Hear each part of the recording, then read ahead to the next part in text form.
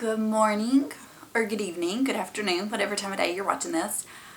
Today is the 4th of July, and I thought before I got ready for the day, it would be the perfect time. I'm going to have to move y'all closer because I have y'all far away. And I felt like this video, whoa, no. I should have y'all closer. I thought it would be the perfect time to do kind of a rosacea update because a little bit of my routine has changed. And I know I have a lot of viewers that watch me solely for my rosacea tips and info because we talk on those videos. And I feel like I need to update y'all because it has been a while and some things have changed. So let me do a quick little update. I had gone to my primary care doctor in April or early May about this little spot over here. I don't even know if you're going to be able to see it. It turned out it was just sebaceous hyperplasia, but I wanted to make sure it wasn't anything else because Google, if you're, like me, basal cell carcinoma and sebaceous hyperplasia can kind of look similar. So she didn't think it was, but she was like, I'm just going to refer you to a dermatologist. That way, if you want to discuss, any rosacea treatments, you have one.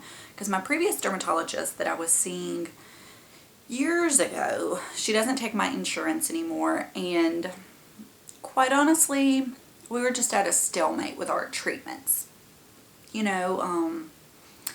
She'd done a few topical things, and then she just basically wanted me to do laser. That was it. And I did one laser treatment, and I know it was one, but things just, I hear a baby doll crying. Things had just gotten worse.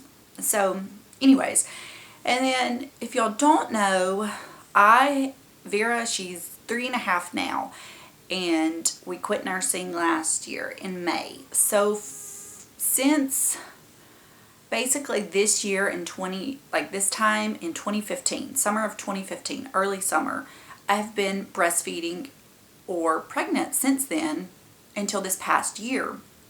So I couldn't do a lot of prescription treatments and stuff like that anyway, so I wasn't doing that. I was just doing my own thing. So it's really only been a year that I could get back into that. So anyways, so I went to see the dermatologist, and I was like, I know my skin may not look great, but to me it looks 1,000 times better than it used to. If you've been around for a while, before I ever discovered the tea tree oil trick, and when I was seeing the previous dermatologist, my skin was just, it was terrible. I have gone in and made private some videos I filmed at that point because my skin, it was terrible to me. I was so self-conscious of it.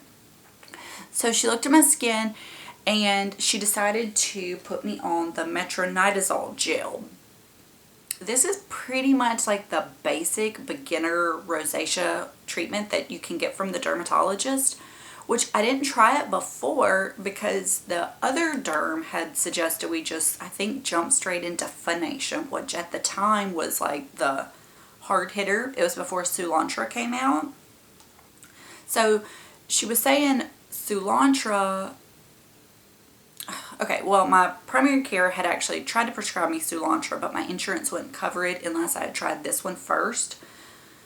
So anyways, so I got metronidazole gel, and I don't know how, I have on no makeup. I didn't even put on eyebrow gel this morning. I didn't even curl my eyelashes because I wanted y'all to see like completely bare face. I do have like 2 little breakouts here, and I will talk about why I think I have those. But I think my skin looks really good. I always say I feel like the camera brings out a little more fleshness. I think it looks pretty good. Do I think it has been like the biggest turnaround ever? No, but I think my skin probably looks the best it has since I've had rosacea. I really do. Like, I feel 100% confident going out with nothing on. I feel confident even going out without the Dr. Jar Cicapair cream on compared to how it's been. So I think I wanted to say that is if your skin, every skin reacts differently, I realize.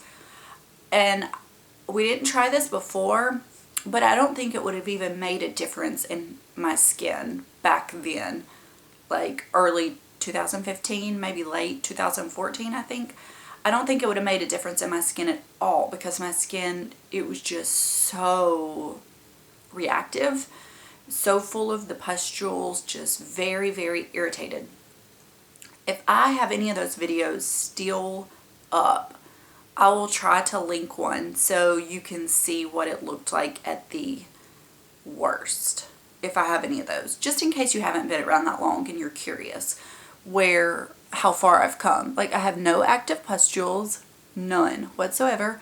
I have a little bit of underlying redness, and I don't know if that is just some of the rosacea type 1 showing through, or if that's just, you know, some inflammation to my skin after, you know, you have the pustules for so long. It does some damage.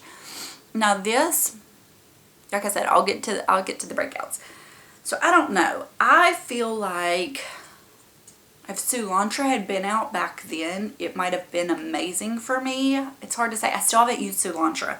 I am going to call my primary care and see if she will try to put it through with my insurance now, because I really just want to try it. Like, I've heard so much about it, and it goes in conjunction with that whole skin mites theory, which is kind of what the tea tree oil is. So I'm very curious. So that's what I've been doing lately. I still am a firm believer in the tea tree oil working great, but since me diving back into the different things of rosacea, I've joined 2 Facebook groups that are rosacea related, and a lot of people, and my primary care had even told me this, that the ingredient that is the cilantro is also one that I don't know if it's cattle or just horse owners will use to, I think, deworm, or it's an anti-parasite. It's vermectin, something like that, if you are watching this in rosacea world and you know what I'm talking about. And so people are actually using like the horse paste, and that's what they call it. And so I don't know that much about that. I haven't done that much reading. So if you have used it, I'd be really curious to see how it worked for you. But I don't want to, I'm not recommending that one because I don't know. Anyways, so that goes on the whole belief that it's the skin mites. Apparently that is a very touchy subject. I got into it with somebody once before. So, and that's where I had found my research about the tea tree oil, which I still think is really good, worked really well. I don't think my skin would ever gotten to the place it is now if I hadn't done this. So there's that. But the cilantro is, I mean, gosh, I don't even know how much it was without insurance covering it. Hundreds. So this is definitely a more affordable deal. And I did a video telling about this, and what I do is just 50% tea tree oil, 50% carrier oil. I've used jojoba oil, general facial oils, whatever oil that you feel most comfortable with. And still, I stick to a vitamin C serum in the morning. I just brought out the one I'm currently using. It's the Damamiel Intense Nurture Antioxidant Elixir. It's good. This is not like a saying go buy this, but I think the vitamin C is still very, very beneficial. Now, my breakouts on my chin. This is what I think the deal is with this. For well over a year, I was using a glycolic acid, preferably the Drunk Elephant TLC.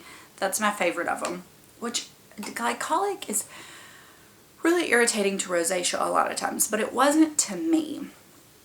And I'm always getting these little clogged pores, breakouts on my chin constantly. It's consistently. It doesn't even matter what I do. I feel like my skin just doesn't turn over enough to keep those at bay. And while using the glycolic acid, it was keeping my chin breakout free. I don't know if this helps breakouts at all. I can't see one way or another. But since using this, I have been battling those a little bit. So I do think that I want to start applying this just to my chin and see if that helps.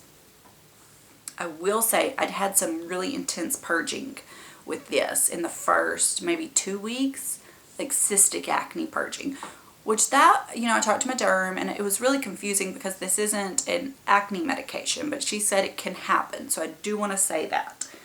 So for breakouts, what I've been doing, I have this Indie Lee blemish stick. I'm not going to show you up close because it's really gross looking, but it's like a lip gloss wand, and it's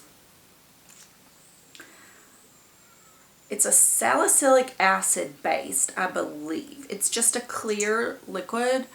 This is a scar from a breakout. That's not even a breakout, but I'll just show you. You just put it on, it's liquid, and I'm not going to say it's like the biggest miracle worker in the world, but it's worked pretty well for me, and I've been using it and really enjoying it. And then since I haven't been doing the glycolic acid, I've been trying to step up my masking and doing that more often. Now through the month of June, I might have done like one mask. So this is not the most active masking face you've seen. But for example, like the Tata Harper resurfacing mask, this is just, I pulled this out because it was the one I used most frequently.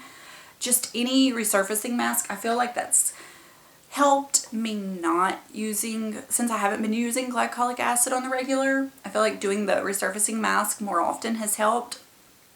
And so that has been helpful, I feel like, in keeping breakouts at bay, because this isn't treating breakouts. Or this, I felt like helped my rosacea, but it did keep my breakouts at bay, so I just did want to mention that. So I have been suffering with some breakouts on my chin since not using that. But I do think I am going to start implementing the glycolic acid back into my chin to help with that. So anyways, this is not a skincare routine. I think that's what I'm going to start doing, like rosacea check-ins. Every so often, every time I have something that I feel like I need to share or talk about or a change. But I do think I am going to call my doctor and see if she will try to put the cilantro through on my insurance now and see how that works, because I've given it a pretty fair shot. Today's July 4th and I went either late April, early May, I believe. So it's been a good bit. I mean, you can see from the tube how much I've used. And this is the 1%. And I mean, it has helped a lot. This, the generic, I don't know, it was like between $5 and $11, something like that. So it was pretty affordable, just to share that with y'all price-wise. But the cilantro does not have a generic, so it was definitely very costly. So that's where we are.